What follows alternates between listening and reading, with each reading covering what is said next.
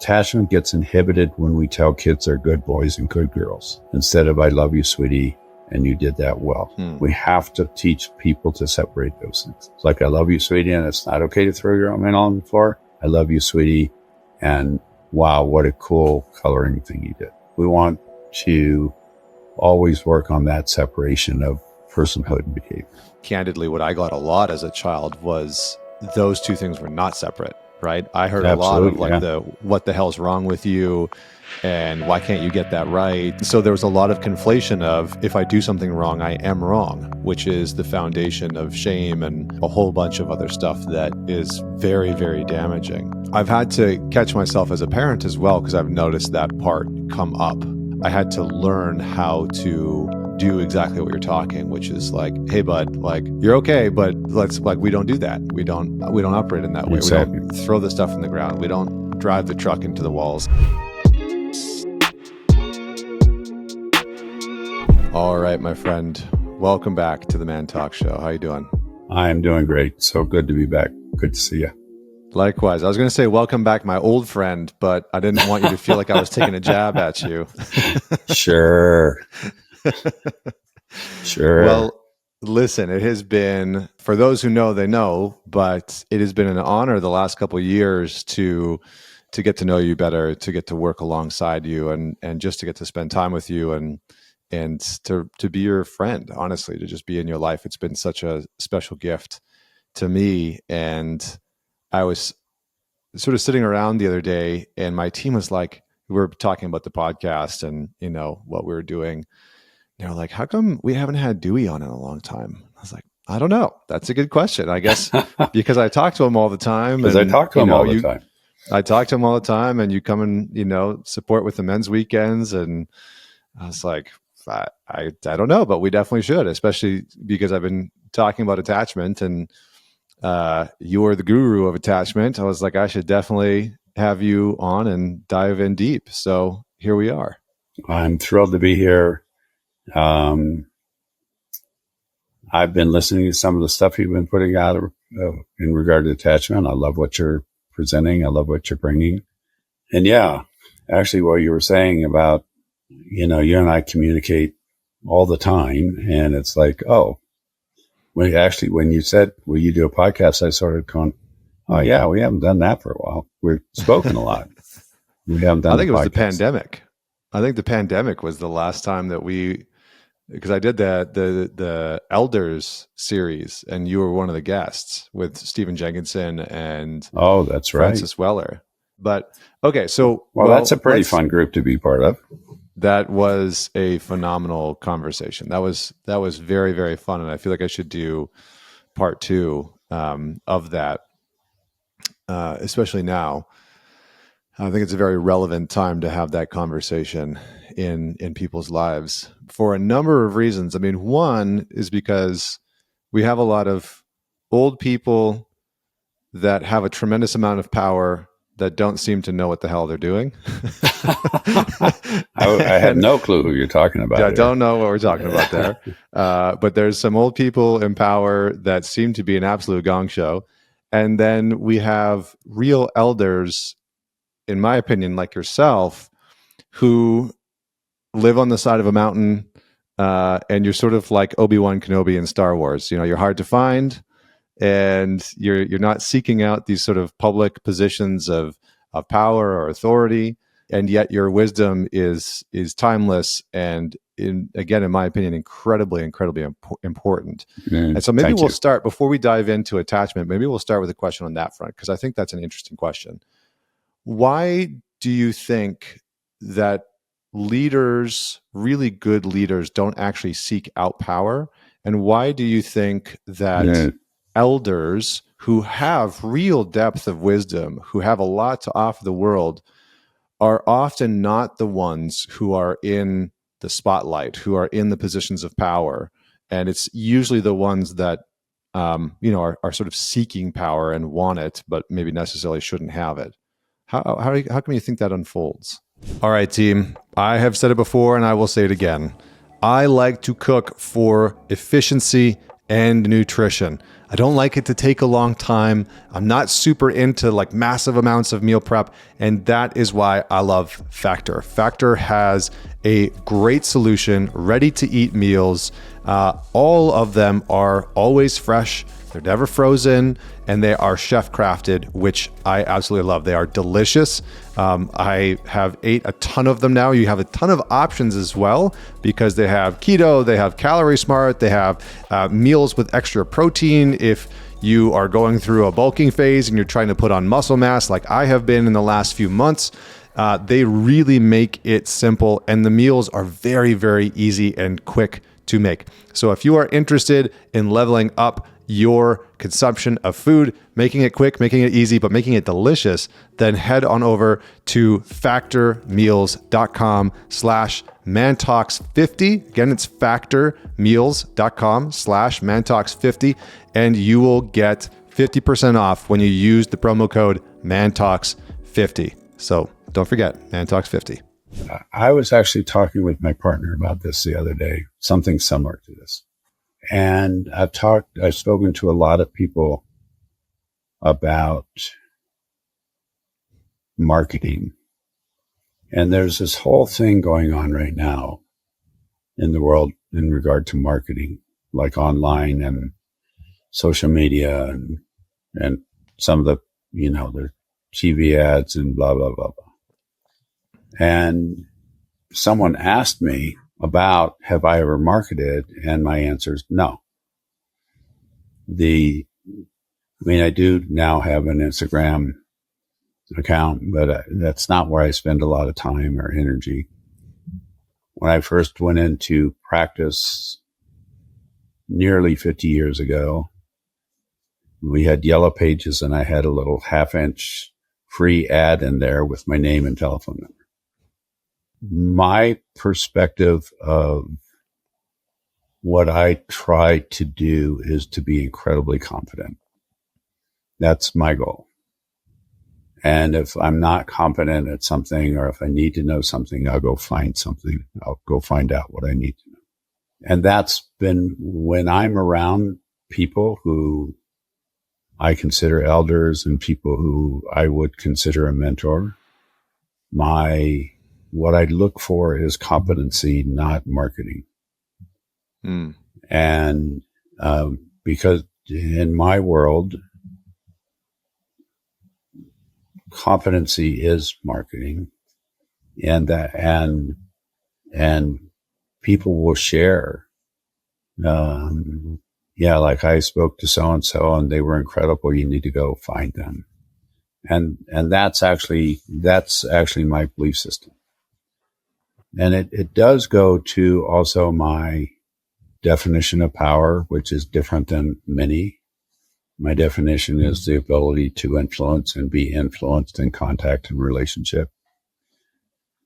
And for the people that are out there who are just filling up the social media venues and advertising, it's like what they're doing is saying, I want to influence you. Most of them are not saying they want to be influenced. And it doesn't feel like it's reciprocal. And the definition, in my world, I want to be able to see, hear, get, and protect in relationship. And one of the biggest things I truly want to be able to do is to get people the way that they want to be gotten, not the way that I think they should be gotten. Does that make sense? By gotten, you mean you want to understand people in the way that they want to be understood. You bet. And why is that important for people, just on a psychological basis? And I know it might feel obvious or sound obvious to maybe even some of the listeners out there, but I want to just hammer that home.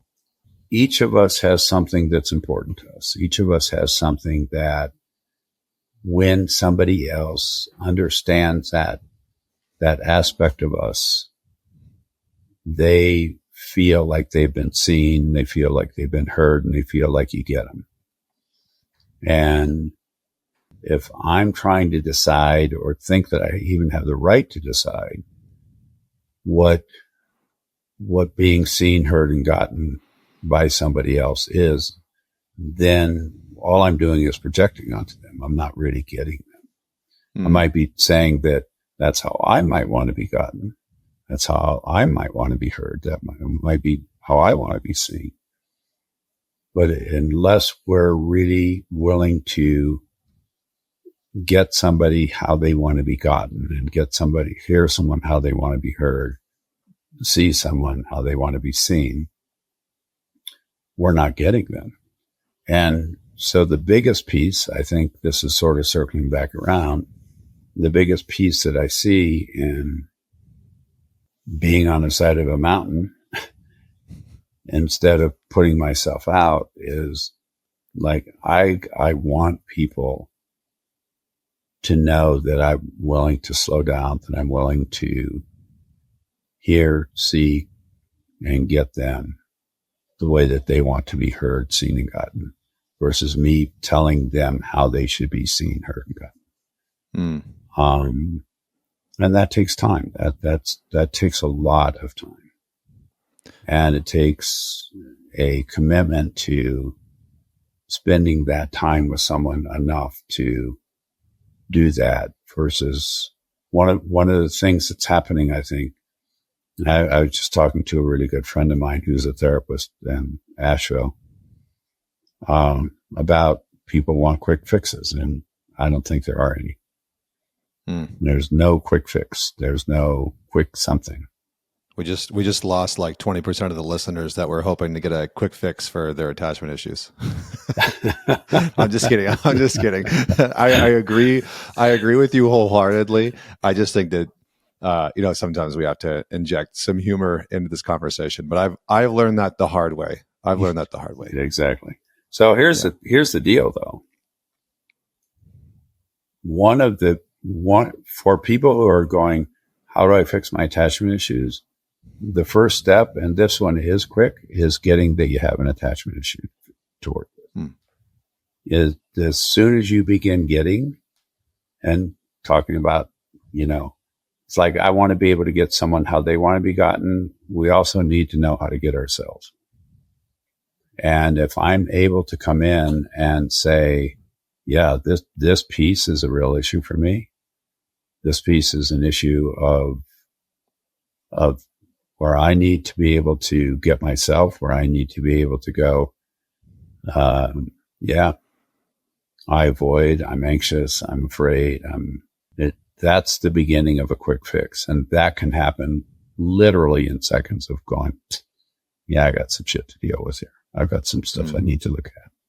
Yeah. So there's transparency, both internally with being able to be honest with ourselves about what we need to sort of be forward with and share with other people, understanding people where they're at, or understanding people in the way that they're wanting to be understood, which can take some detective work, right? Because that's not always forthcoming. It's not always clear how people want to be understood, or what aspects of themselves that they want to be understood, or what elements of their past or their present that they feel like aren't understood. Because I feel like that's a lot of conflict in relationship, right? Which is two people not understanding one another, or one person not understanding the other person, and then it creates conflict.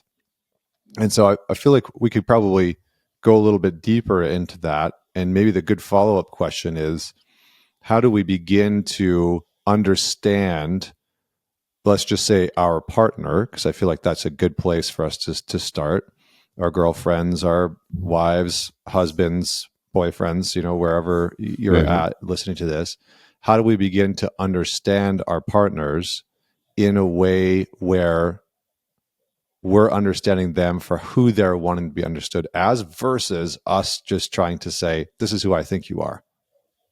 Well, here's another quick fix. You ask them.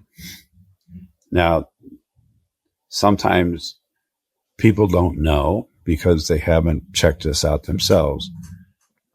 And the bottom line is that we really need to ask. It's like, what I literally will ask my partner, what do you want me to see you as? How do you want me to listen to you? When I say I get you, what does that mean to you? Not what's it mean to me, because it's different. It's different if she asks me, what do I want? What am I asking? How do I want to be heard, et cetera, et cetera. It's different. And one of the pieces that I'll speak to with this, and this will connect into attachment pieces, that we actually meet at our differences, not where we're the same. We meet at our differences. What do you mean by that? Well, if you and I were exactly the same, would we be having this conversation? Probably not. Probably not, no. We wouldn't even have to have it, and what would we have to talk about? I mean, what's incredibly interesting about our relationship with each other, one of the things is your life has been very different than my life. I mean, one, we're fairly dramatically different in age, but two is you grew up in a different country than I grew up in. You grew up in a different situation than I grew up in. And it's like, what's fascinating is it's like your experience of the world is different than my experience of the world.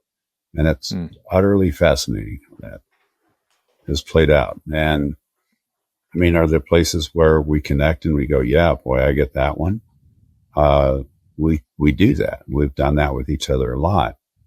But the underlying piece is it's like, I don't want you to be the same as me.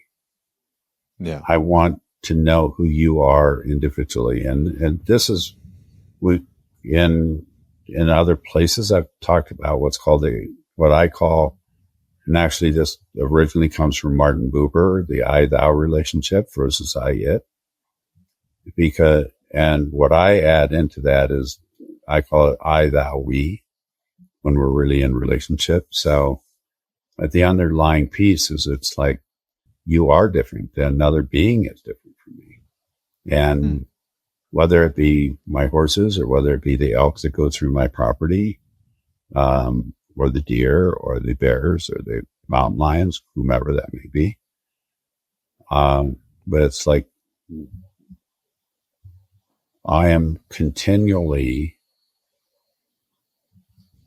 curious and I want to investigate what's different. What does life mean to you? What has meaning to you? And because that's how I can begin to get you. And, some people talk about, when I've said this before, some people go, oh yeah, you're talking about love language. And that's sort of a rudimentary way to look at it. But I think we're far more sophisticated. Yeah. Yeah. I agree with that. This morning, my farrier, for those of you who don't know what a farrier is, it's the person who puts shoes on your horses, trims their feet and put shoes on them.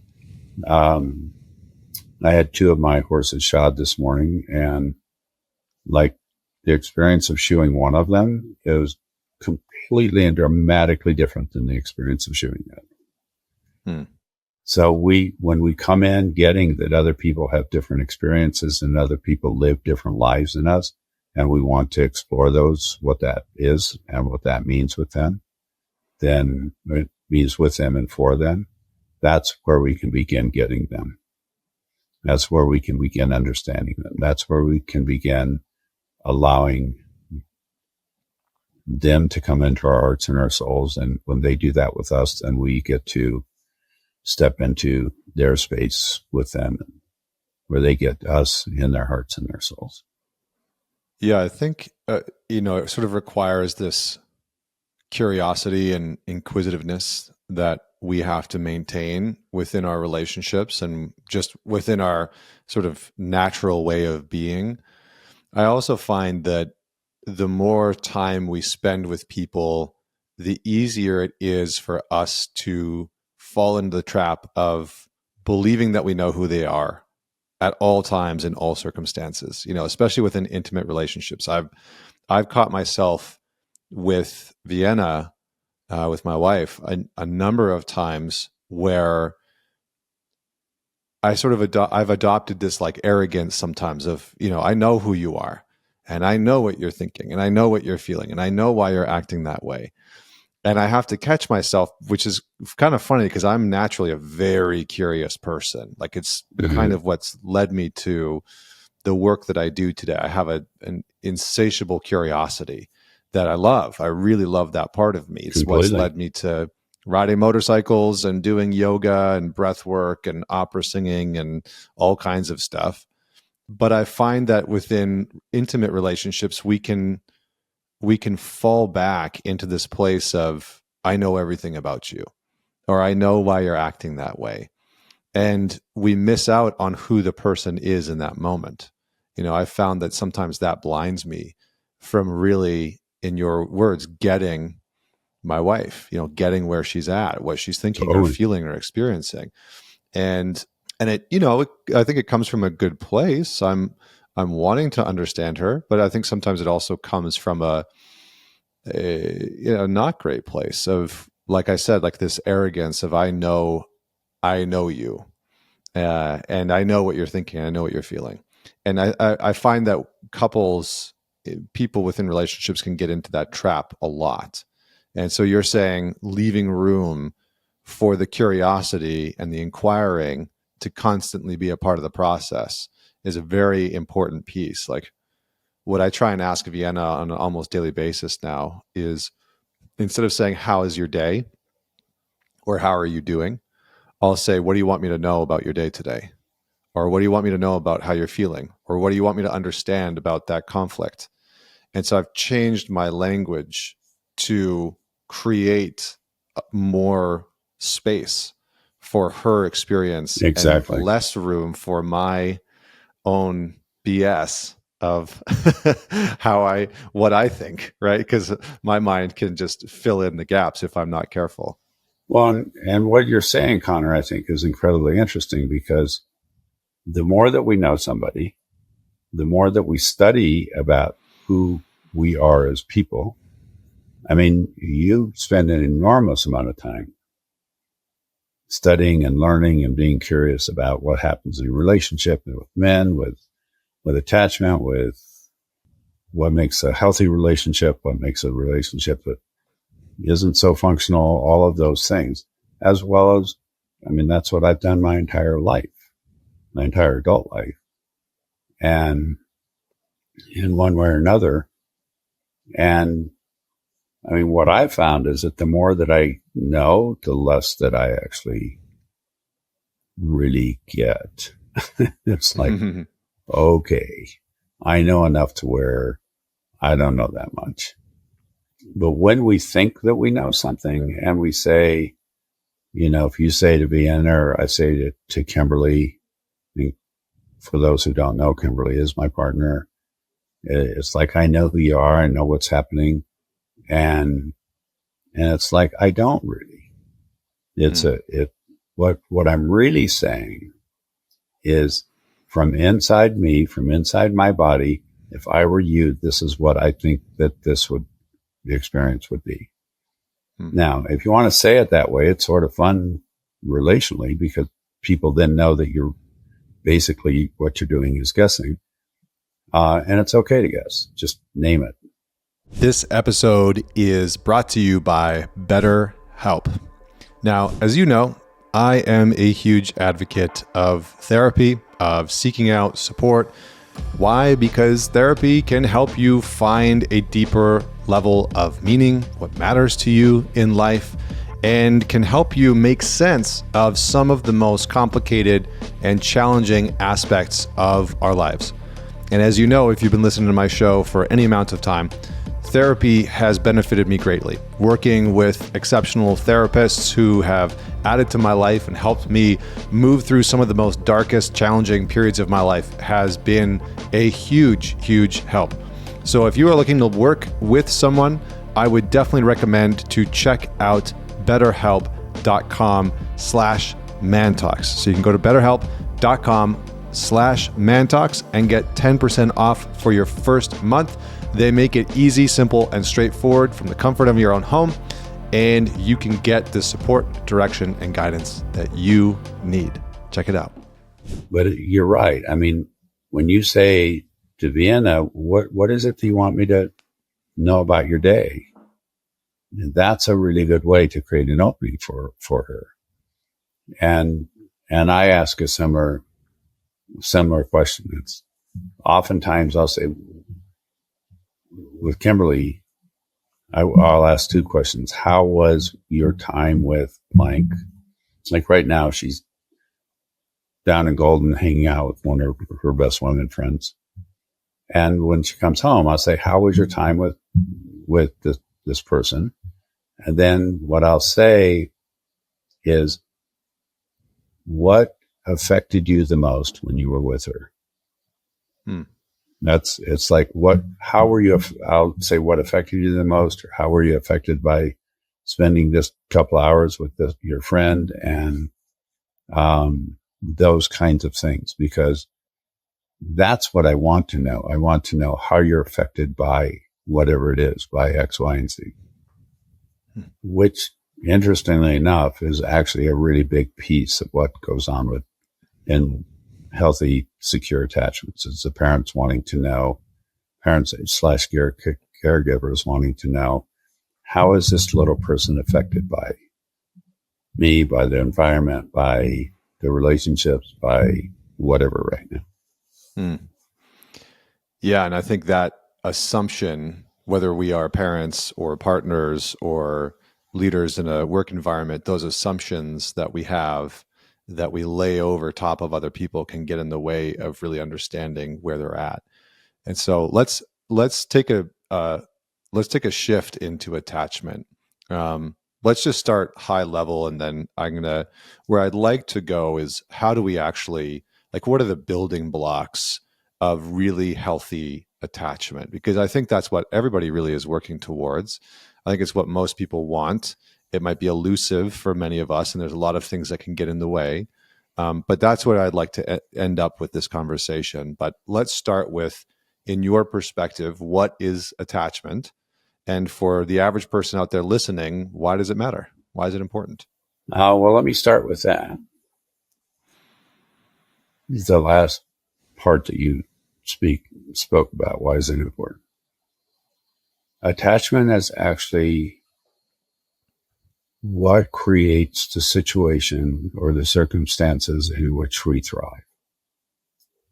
When there's not attachment, and this is actually Bowlby from World War II, where he really started looking at attachment. When there's not attachment, we die as infants. We don't make it. And so there's a biological life giving that happens when we create babies, and babies, women get pregnant. But there's also a relational, psychological, nervous system process that actually is about attachment. Attachment begins in utero. And for everybody out there, I want to make a statement here.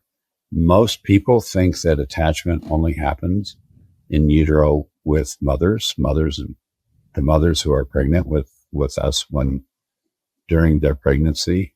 That's not true. It's true that it happens between mothers and infants, or mothers and fetuses, actually. But it's also true that when we're in relationship with our wives or partners or whatever that relationship is that helps, number one, attachment with the child, the baby that's going to be born, and it creates attachment between us and the baby through energetically and emotionally with that baby. And that baby actually feels that. There's actually studies that fathers who have been very close to mothers while mom was pregnant, that babies can actually tell the difference. And what different men, the study was putting out 3 to 5 men, and babies could smell and recognize the smell of their father. So, and their voice of their father. So the attachment piece is not just between moms and babies. It's between dads and babies too. And I want to put that out there because that's such a big thing that actually helps create a really solid, secure attachment. Ultimately, through being in utero, through the birthing process, and through early life, the overall statement that I would say, and actually I think that you've shared this in some other situations, is that going through a difficult time in contact, in relationship with another being, and coming out okay is what creates attachment. When that becomes predictable and consistent and predictable, that deepens attachment. When that is consistent, predictable over time, that creates a very deep relationship and intimacy between two beings. And it actually doesn't matter whether it's between mom and baby or dad and baby. Well, it matters that it's between mom and baby and dad and baby. But we in our adult lives go through the exact same thing. You know, like as you and I become friends, which I totally cherish our friendship, we have both experienced in our lives and in certain situations difficult times that we've supported each other through or helped other men work through, or we've done that. You and I've done that in partnership with somebody. It creates a huge attachment between two adult men. So it's not just moms and babies and dads and babies. Yeah. So I just want to recap some of this because I think it's very important. So attachment will form some of the foundation or much of the foundation of how we'll show up in relationships. And what helps to form that attachment is knowing that you can go through a hard time with another person and come out the other side okay. And so as a child, that's where a lot of this is developed. And so can we just give some examples of what a hard time is? What do you mean by that? Do you mean that a kid needs food and is asking for it? They're hungry when they get injured. Like I saw my son do this morning. He fell out of his high chair. You know, he's going through a hard time when he fell out of the high chair and landed on his noggin, right? So he's upset. Another example is he was throwing a tantrum yesterday because he wanted to listen to a certain song, but we had to get out of the car. And so he's having a bit of a tantrum. He's very emotional. So are those examples of going through a hard time as a child? What else would you add in there? Yeah. I want to answer that. And let me back up just a little bit. Sure. In utero, we go through a hard time also because our mothers go through a hard time at times. Our mothers sometimes don't get enough sleep. Our mothers might be in conflict with the father. Our mothers might be worried that they can't pay a bill. Our mothers might be, there's all kinds of things that happen. There might be situations where a couple have had 2 miscarriages and now they're pregnant again. So those kinds of situations actually set up us going through a hard time because we're in utero while our mothers are going through a hard time. So the reason I'm saying this is because so much of early attachment and then later because there's people who talk about, avoidant and or anxious or disorganized attachment. I don't use those words that much, but I want to talk about that, is that one of the things that people are going to oftentimes experience is they'll be going through what they might consider an avoidant attachment or an anxious attachment or disorganized, and they are going, I don't know where it comes from. The vast majority of the underlying process comes from a somatic experience, not from a spoken experience or not from a cognitive experience. So it actually comes through our bodies in a way that we need to go explore. So when, for instance, when your son fell out of the high chair, however that happened this morning, and he was really upset, part of what happened was either you or Vienna, I don't know who was there, probably both of you, is that you both went in and tried to comfort him, find out if he's okay. You're worried about what happened. All of those things. You're checking to see if there's a bump on his head, if he scratched himself on the way down, all of that stuff. The biggest piece that he will end up feeling is what's happening inside you energetically. And so let's say the little guy falls out of his chair and you go, "You okay?" We're asking the same thing. And that's really different than go, "Hey, little buddy, come here. You okay?" Those kinds of things. So what's happening energetically and what's happening somatically is incredibly, incredibly important.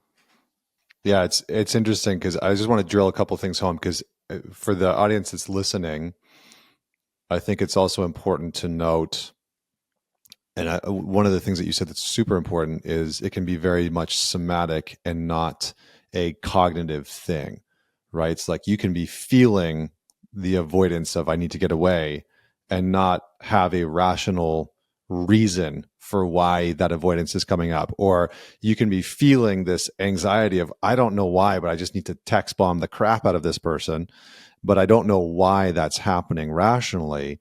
And I think what you're saying is so important, is that a lot of this stuff is pre-verbal.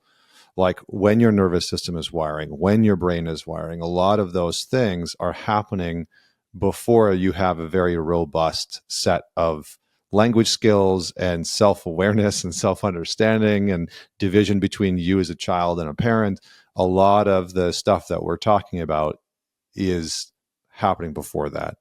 And I think just another example with my son. So when he fell out of the high chair, knocked his head, when he goes through a hard time, he wants to make sure that he has repaired with both of us. It's really interesting.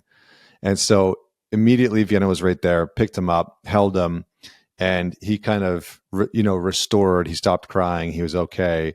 But immediately he comes around the counter and connects with me. And, he's pointing to his head and he says, "Dada, hurt head, hurt head." And I was like, "I know." I picked him up and I was like, "I got you. It's okay." And he's been doing this more and more lately, where for me, it's a sign that he's got such a good relationship with both of us, is that anytime he goes through something hard like that, he connects with me, he connects with her. He connects with her first, then he connects with me after. And there's just so many examples of that where, for me, it's like, oh, that it's safe for you to come to both of us, regardless of, what you've just gone through, that both of us are safe spaces. But I also think the last thing I'll say on the energetic front is kids are so wildly tuned into what you are feeling. And I think that we as individuals lose sight of how perceptive kids are. And what I mean by that is, if you're listening and you're not a parent, I'm actually talking about you as a child. I'm not talking about your children necessarily. I'm talking about you as a child, that you as a child were incredibly perceptive about what your parents and your caregivers were feeling, experiencing energetically. And, my son has taught me this in spades. I kind of knew that I was very, dialed in as a kid and perceptive, but my son has taught me this in spades, because he's very much like checking in to see where I'm at. He'll be driving his truck into the wall, and I'll say, we don't do that, buddy. We're gonna break the wall, and here's your choices, right? You can either keep playing with the truck and stop driving into the wall, or you can drive it into the wall, and I'm gonna have to take it away. And he'll check in with me. "Dada angry?"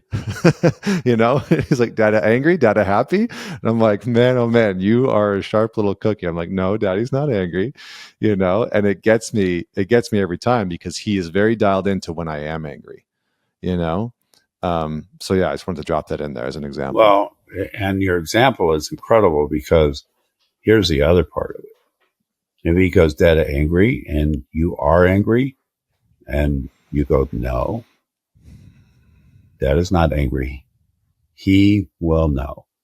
Mm-hmm. He will know. And it's like if you want to find a little lie detector test, look at every kid under 2 years old. It's like, oh my gosh. So let me talk about that a little bit because this is a really big piece. This is like really, really important. As young as your son is, and when we're that young, our prefrontal lobe is not yet online. Our prefrontal lobe is developing. All the nerves in our brain and actually the rest of our nervous system are beginning to myelinate, but we're not online. So that part of us that can judge and that part of us that just figures that out it's not there yet. So what we're depending on is the rest of our nervous system to tell us whether the world's an okay place to be or not. That's what we're depending on.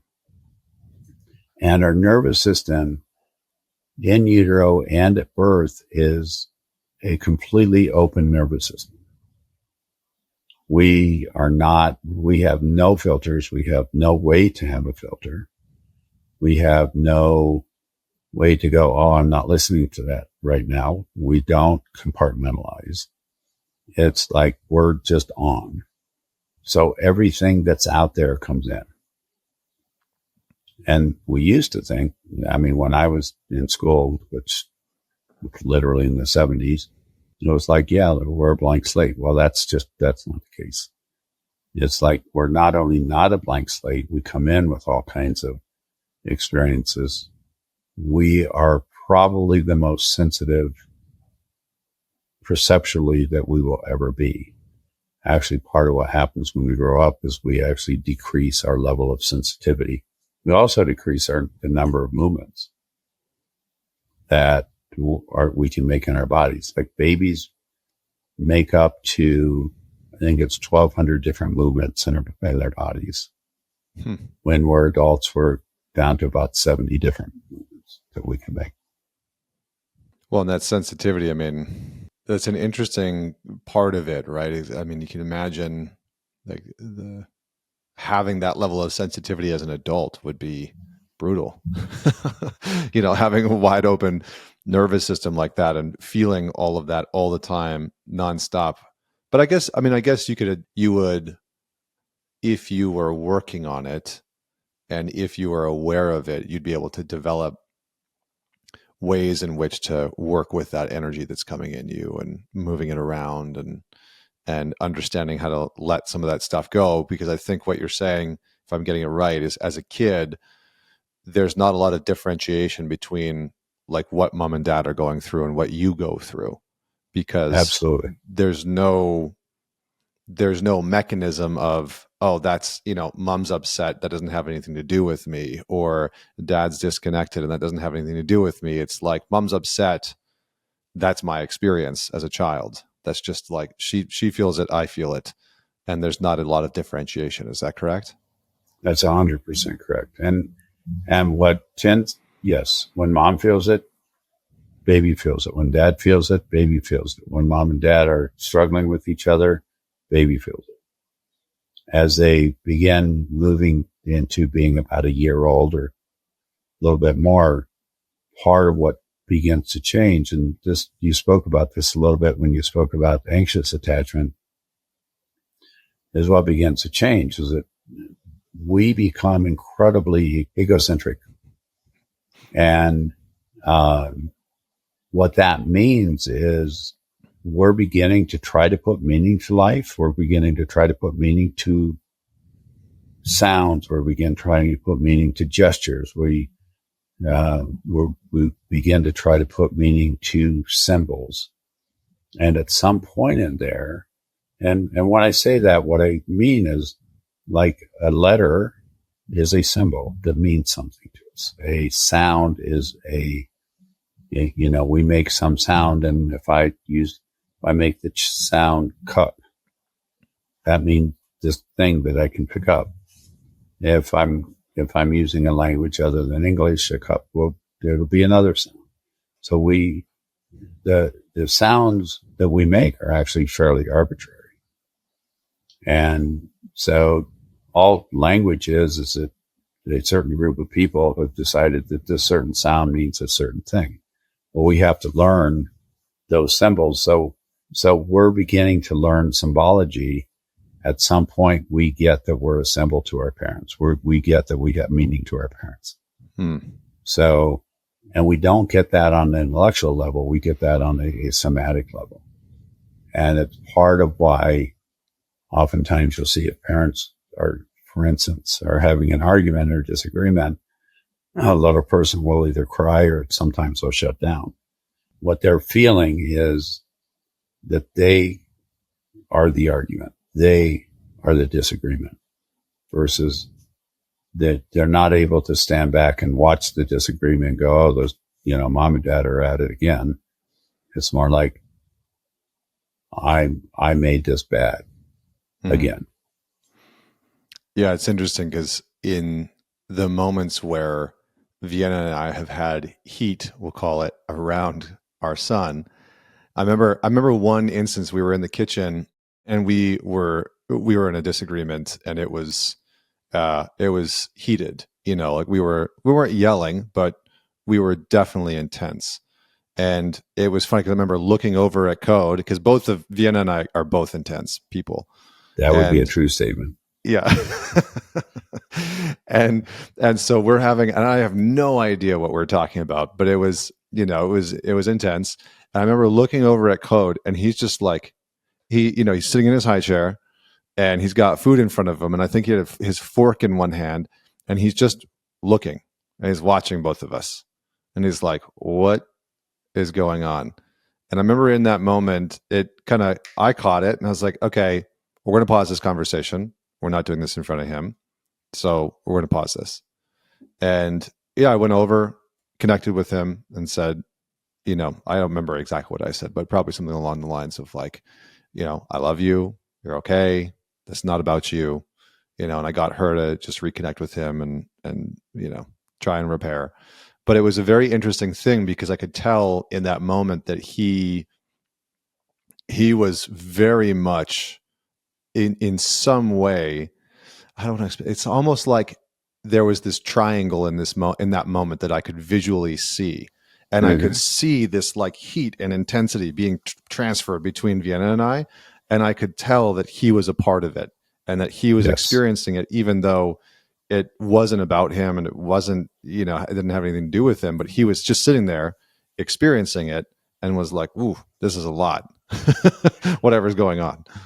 Well, yeah. And he would not understand what you were talking about, but what he would get is all of that energy was permeating his system.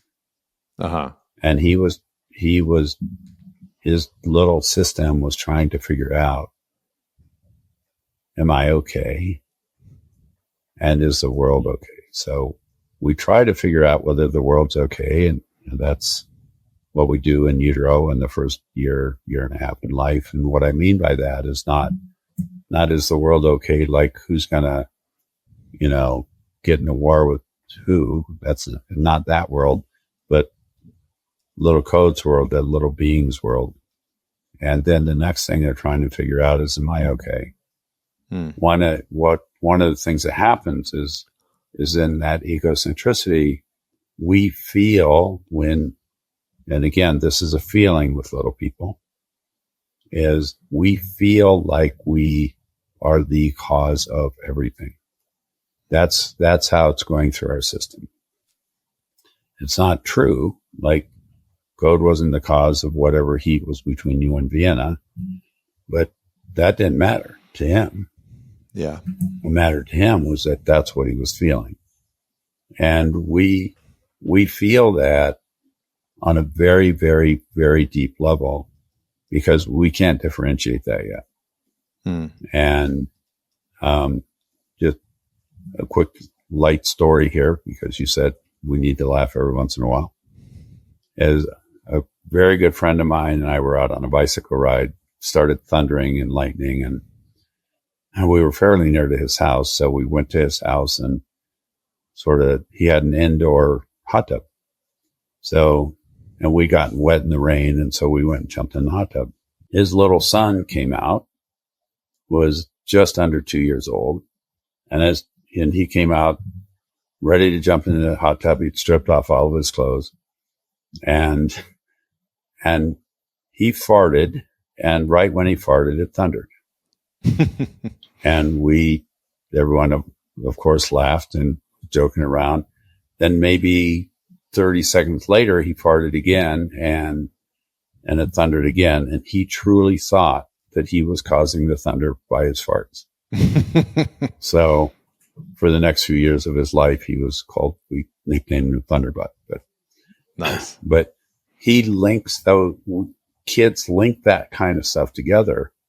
And that's part of what creates a lot of the attachment issues around either anxiety or avoidance or the disorganized. Is what we little kids do is that they link things together that don't link together. But because of where they're at, it gets linked together. So part of what happens, and you asked a little bit ago about going through a tough time and coming out okay. That's in your story about what happened when you and Vienna got heated. And you saw your son feeling that energetically. Both of you went and it was like that. That was a tough time for him. And both of you went over and reassured him that everything was okay. So, and what's interesting about that is, had you not done that, he would probably still be lingering with that. At this point, my guess is that he's just that's not even part of who he is, because you guys are paired with him. But had you not done that, it could have been a pretty heavy duty setup. Well, let's go down that path then. And I have a feeling that we're going to touch on this part, and then we're going to have to pause and we're going to have to do a two-parter is basically what I think is going to have to happen. Okay. I'm good with that. So let's talk about what interrupts attachment, because that's kind of what we've been talking about in a roundabout way. But let's talk about what interrupts it, and then we'll pause this conversation, and then we'll have a whole other conversation where we talk about how do you actually repair your attachment style, because that's a very common way of putting it. And we'll have a whole other segment where we go into how do you develop that secure attachment or a healthy attachment, because I want to give that air to breathe. I want to give that time so that people can really get it and implement things in their life, and I don't want to rush that. So let's leave off this conversation today with what interrupts attachment. Okay, good question. Well, the general piece is going through a tough time and not coming out okay. I mean, that's the 30,000 foot view. What primarily interrupts attachment is there's three things that help create attachment that we ask for. And one is food/nurturing. The other is touch/contact. The other is movement of energy for everybody. When we want and need those things, we ask for those things.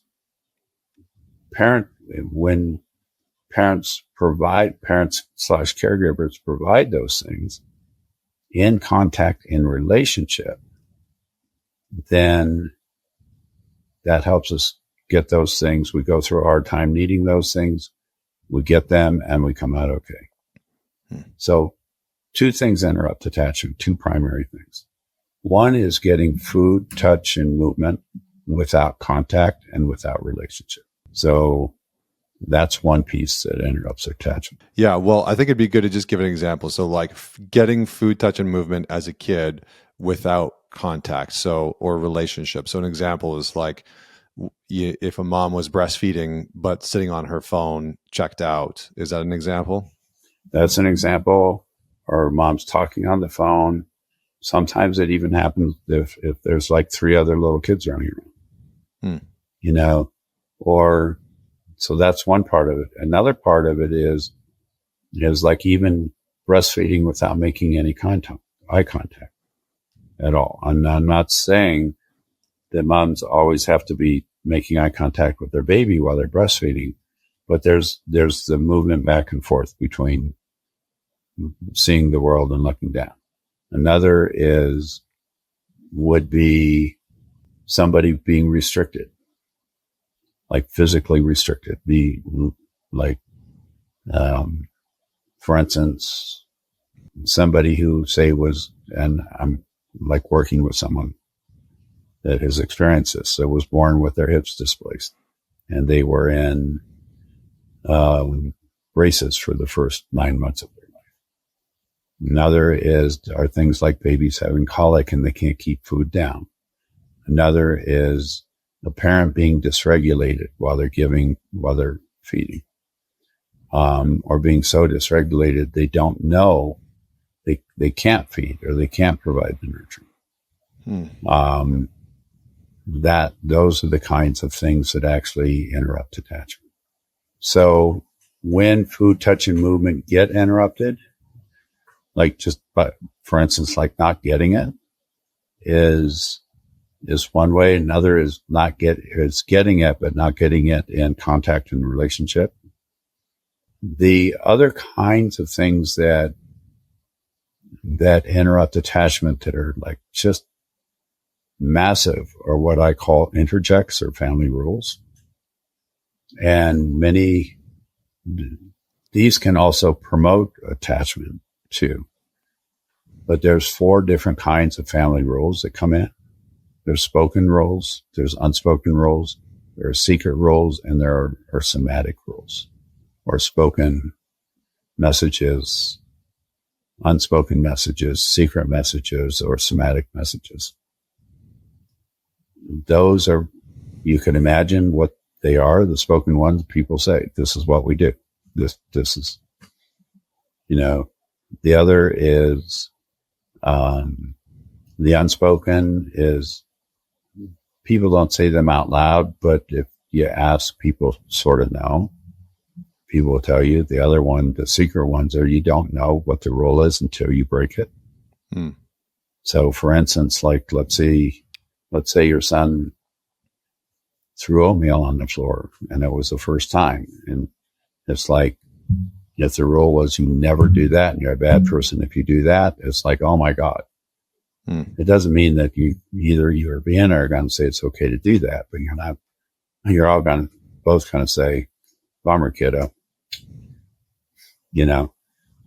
but he doesn't get in trouble for it. He gets redirected for it. Mm-hmm. The somatic rules are the ones that are the ones that really are damaging, because they're the place where someone is saying something, I love you, but they don't feel it. Or I'm going to rush through this and I don't feel it. Those are those kind of messages come in and they inhibit attachment. The other piece is that hugely inhibits attachment is where parents and caregivers do not separate personhood and behavior. And by that, what I mean is if the oatmeal gets thrown on the floor, it's instead of saying, hey, sweetie, I love you, and it's not okay to throw your oatmeal on the floor, the message is you're a bad boy, you're a bad girl. Yeah, what's wrong with you? The interesting part about that, it's like, what's wrong with you? And so the interesting part about that is that attachment gets inhibited when we tell kids they're good boys and good girls, instead of I love you, sweetie, and you did that well. We have to teach people to separate those things. It's like, I love you, sweetie, and it's not okay to throw your oatmeal on the floor.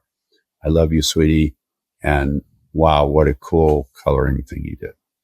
So we want to always work on that separation of personhood and behavior. Yeah, I think I remember reading a study that was looking, it was childhood development study, and it was talking about reinforcing effort versus outcome is one of the best things that parents can do for children. Absolutely. And it's interesting because what I hear you talking about is when we reinforce effort versus the outcome, and we can, that I like that separation of personhood and behavior, right? Because I think just candidly, what I got a lot as a child was those two things were not separate, right? I heard a lot of like what the hell's wrong with you, and why can't you get that right? And so there was a lot of conflation of, if I do something wrong, I am wrong, which is the foundation of shame and a whole bunch of other stuff that, is very, very damaging. And, I think that one, I had to do a lot of repair and a lot of work on that part because it impacted self-esteem and self-worth and value and all those types of pieces. And two, I've had to catch myself as a parent as well, because I've noticed that part come up. It's not like it just magically disappeared. It's also come up. And so I've had to pay attention to making sure that I don't conflate those two things. And so I had to learn how to, with code, do exactly what you're talking, which is like, hey, bud, like, you're okay, but let's, like, we don't do that, right? We don't operate in that way. Exactly. We don't throw the stuff in the ground. We don't drive the truck into the walls. I don't know why I keep giving that example, but he has many trucks that he drives into my brand new walls. So that's why you give the example. It's almost a daily occurrence where he'll look at me and he'll have a train or something like that, and he'll be like, am I going to be okay if I drive this into the wall? Like, how are you going to respond? He's definitely like me in the sense that he's a limit tester. He's a boundary tester, and so he's trying to discover where the edges are, as all kids do. And I think in many ways, because of your framework, I've realized how often he's just testing, am I okay? Is my world okay? Exactly. If I do this, yes. Is my world okay? If I, throw the garbage onto the ground, am I okay? Or am I bad? Or am I wrong? Or am I in trouble? Or, whatever it is. And that has been revolutionary for me in a lot of ways as a parent, but also as an individual, to separate those things of personhood and behavior, right? Of like, just because I got something wrong doesn't mean I am wrong. Well, exactly. And when we're even talking with other adults who can be very sophisticated, it's like it's important to still separate that. Like, if I need to say something really tough to Kimberly, I'll come up and I'll just stand next to her and maybe put my hand around her waist and then say something, because I'm giving the message, I'm here, I got you, I love you. And so we don't have to, I don't want people leaving this with infants. We do need to get really clear. With infants, it's like, sweetie, I love you. And you have to put on pants. You get a choice between the green and blue ones. Sweetie, I love you. And what a great job on your coloring that. Sweetie, I love you. And you put together that Lego set. Sweetie, I love you. And you didn't run into the wall. All of those, we can say that in 1,000 different ways. What I want to also emphasize is that when we're talking to our friends, our confidants, our partners, we need to say that same thing, because if we don't, that brings up their attachment issues. And then we're having having heat between us. Instead, not because of what we're asking, but because we left out part. Right. Yeah. Such a good reminder. I think this is probably a good place to pause, and we'll do a part 2 where we'll talk about repair. How do you repair from some of the stuff that caused interruptions to your attachment from childhood. And we'll talk about how do you begin to develop that healthy attachment in a secure way in your intimate relationships in round number 2. Totally. So we'll focus on those 2 pieces on the next one. Duey, where would you like people to go to learn more about you if they're just hearing about you for the first time? Thank you. And thank you for this conversation. This was fabulous. DeweyFreeman.org is the main place. Also, I run the Gestalt Equine Institute of the Rockies, so I do a lot of separate courses. There's if you just look up Gestalt Equine Institute, you'll find me. I also do a fair amount of things working with Kimberly. My Kimberly is a therapist too. And so we do things together. So you find both me and her at the Colorado Ecotherapy Institute. Those are the 3 main places. Wonderful. Well, we'll have the links for those in the show notes. Duey, thanks so much for joining me, and I'll see you on Thursday. See you on Thursday. I love you, and I'll see you Thursday. I love you too, and I'll see you Thursday, and we'll go change some men's lives. And for everybody that's out there, this is probably a great episode to share with maybe your partner, a loved one, a friend that's interested in attachment, and we'll do the follow-up and dive into some of those other pieces that I'm sure you're going to be curious about. So until next time, this is Connor Beaton signing off.